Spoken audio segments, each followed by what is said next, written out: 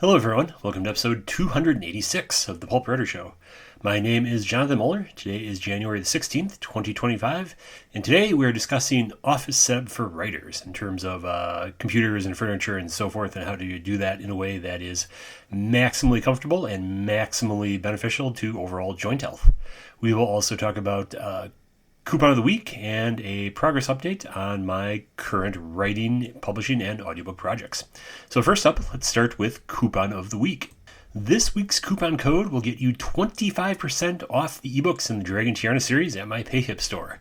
And that coupon code is Dragon Tiarna 25, DRAGONTIARNA 25. And as always, links to my PayHip store and the coupon code will be available in the show notes to this episode. And this coupon code will be valid through January the 26th, 2026. So if you need some new ebooks to read as we head into the winter, we have got you covered. Now for an update on my current writing and publishing projects. The rough draft of Blade of Storms, the third book in my Blades of Ruin epic fantasy series, is now done at about 90,000 words. It's time to start editing. It might actually be a little longer once I'm done editing, because I was thinking about it on the treadmill this morning, and I think I may need to add some scenes to some of the chapters, but we'll see when we get there. I have also written a short story called Talon Depths. That is a tie-in to this book, and newsletter subscribers will get a free ebook copy of Talon Depths when Blade of Storms comes out, so this is an excellent time to subscribe to my new release newsletter if you haven't already. I am hoping to get it out before the end of January, but we'll see how the next 2 weeks go, and it might slip to the first week in February. I am also 13,000 words into Cloak of Summoning, which will be it'll be the 14th book in the Cloak Mage series, and it will be my main project once Blade of Storms is published. In audiobook news, Brad Wills is currently recording Blade of Shadows, the previous book in the series, and is about 1/3 of the way through. So if all goes well, hopefully we'll get that out and available to everyone sometime in February or March, if all goes well. So that's where I'm at on my current writing and publishing projects. Now let's move on to our main topic, home office setups for writers and remote workers.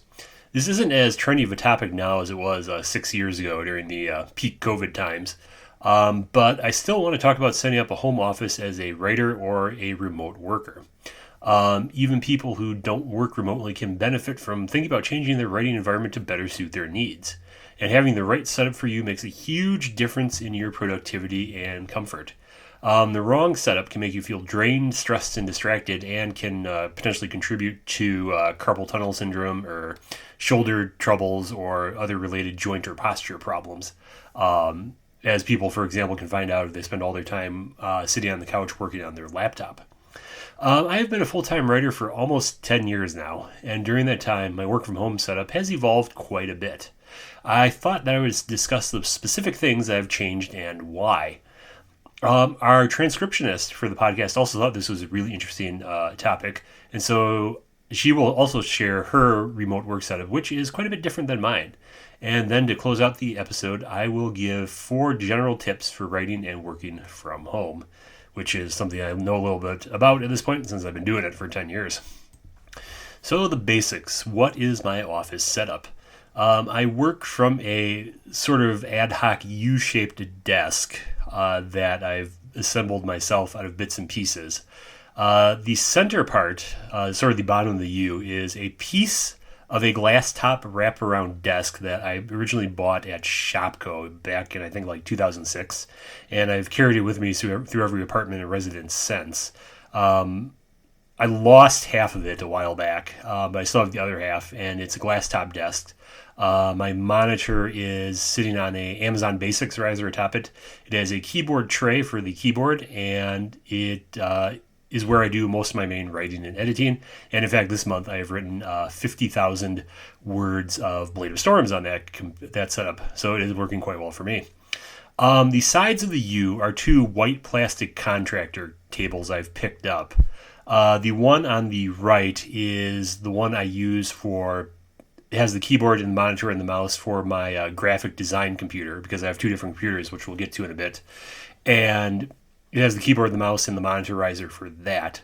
The other side, the table on the left, I try to keep as empty as possible for when I need to do paperwork. It turns out when you're self-employed, there's a surprising lot of paperwork you have to do on a regular basis.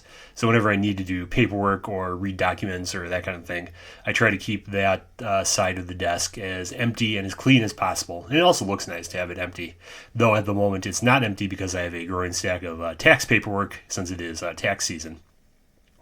As I've mentioned before, I use two computers, two desktop computers. I have a Mac Mini that I use for writing and the keyboard, writing and editing, and the keyboard and mouse for that are on the central computer, sort of the bottom of the U.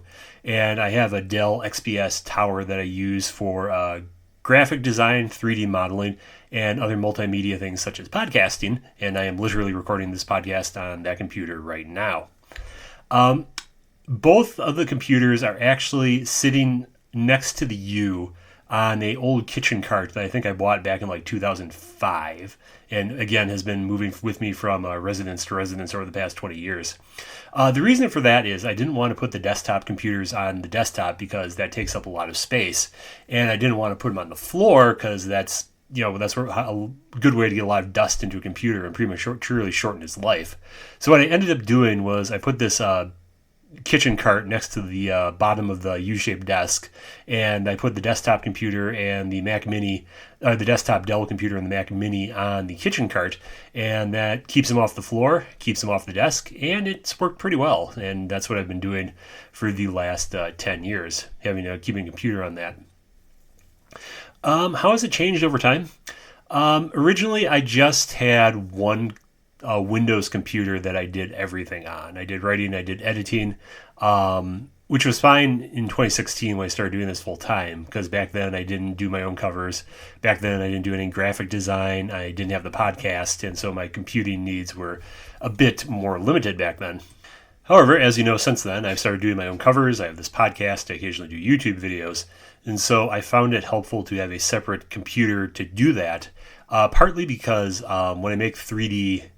when I render 3D models into 2D images for cover images, that takes up a lot of processing power. And depending on the size of the render, it can take like 20 minutes. And so you have 20 minutes where the computer's processor is maxed out, which is not a comfortable experience using Microsoft Word while that is happening. So I decided eventually it would be best to have separate writing and graphic design computers. And that's worked pretty well for the last year for me. For my chair, I have a very basic office chair I got from Amazon Basics, which is because it gets kind of hot in here in summer, and so I didn't want a big office chair. And so instead I just have one with a basic cushion, basic armrest, and sort of a net back in a plastic frame. And that has the twofold benefits of not getting too hot, and then because it's not got a great back, it's got an excellent way of forcing me to have good posture while I type, which is probably why I haven't developed any serious back or shoulder problems in the 10 years I have been a full-time writer. So I realized this, that my office setup might seem a little bit idiosyncratic, half a glass top desk from Shopko for 20 years, two contractor folding tables, and a old kitchen cart that holds the computers, but it's worked pretty well for me for the last 10 years. And honestly, it's preferable to buying like a really expensive heavy computer desk and paying twice as much for something I'd like half as much. So that's what I do. And our transcriptionist thought this was an interesting idea for an episode, so she thought she'd share her setup since it's quite a bit different than mine. She does more traditional office-type tasks such as working in spreadsheets, checking audio files against documents for things like this podcast transcript, and entering data into various websites. Her computing needs are far less intense than mine, but she has done a lot more specific things customized for physical office space than I have, namely these setups of her desk. She does not have a dedicated office, but has found a way to carve out space in her living room for both a sitting and a standing desk. The sitting desk has dual monitors and a desktop computer, and this is used for the more data and writing-intensive tasks like transcription work. She has a standing desk with a laptop and a second monitor for more reading-based work that doesn't require as much data entry or typing. And she mentioned she also likes to watch webinars on that since it doesn't require her to do a lot of typing. How has this changed? The walking pad and standing desk setup took some trial and error to figure out. The adjustable laptop stand was a major part of getting the setup to feel comfortable, since it could be positioned at a better angle than a monitor stand or a stack of books. Much of her setup was thrifted when people started returning to work to person in their offices, including the matching dual monitors and the stand for the second monitor. As you can see, there are a variety of approaches and budgets you can take. My transcriptionist computing needs are simpler than mine, but she has spent funds on making a space that is flexible and encourages movement when possible. As different as our setups are, they are both based on an understanding of what works best for us. I tried to think of a few tips that would apply to anyone making a space for working or writing from home and came up with 4. Number 1, taking a gradual and sort of iteration-based approach to adding things made it easier to get the things that would help best instead of following lists of online must-haves. Everyone's work needs and work styles are so different that these type of lists might lead you to overbuy or overspend. Additionally, the thing about working with anything is that the reality doesn't often match up with the idea in your head. Like you might have a tool or a chair or a desk that you think this will be really great for my setup, and you try it only to find out that it doesn't work. So it's really a good idea to sort of iterate and see what works best for you before committing to spending any money. Number 2, make a space that's as far from the high traffic areas of your household as possible. Kitchens and living rooms are particularly tough spaces to concentrate for many people because so much activity happens there. So the further away you can get from the high traffic areas of your home is probably a good idea, since that will give you a better chance of concentrating. Number 3, walking pads and standing desks are something people often buy with good intentions, but people find it distracts them or they just don't like them once they start using them. For myself, I knew for a fact that I didn't want a standing desk and never wanted to try one, so at no point have I ever used a standing desk while writing.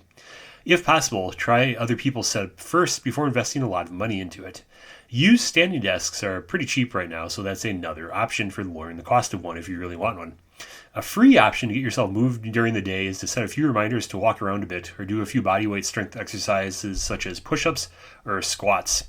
For myself, I've talked before about how I use the Pomodoro method of working in 25-minute bursts, and I frequently get up and move around or maybe do a few exercises during the 5-minute gap between those 25-minute working bursts. And finally, number 4, let go of your idea of what an office has to be and focus on what works best for you. It doesn't have to be a dedicated room with a $1,000 specialized office chair or even a desk in order to be a good workspace. What you need most is a space that is comfortable and helps you to focus. If that's working on a laptop from the chair in a corner or a stack of books piled on a ledge to make a standing desk, that's okay. One of the advantages of writing from home is that writing is an activity that doesn't need a specific configuration, and you can try out a few different options to see what works best for you. I hope you got some ideas from your at-home working and writing setup from this episode. So that is it for this week. Thank you for listening to The Pulp Writer Show. I hope you found the show useful. A reminder that you can listen to all the back episodes at https://thepulpwritershow.com. If you enjoyed the podcast, please leave a review on your podcasting platform of choice. Stay safe and stay healthy, and see you all next week.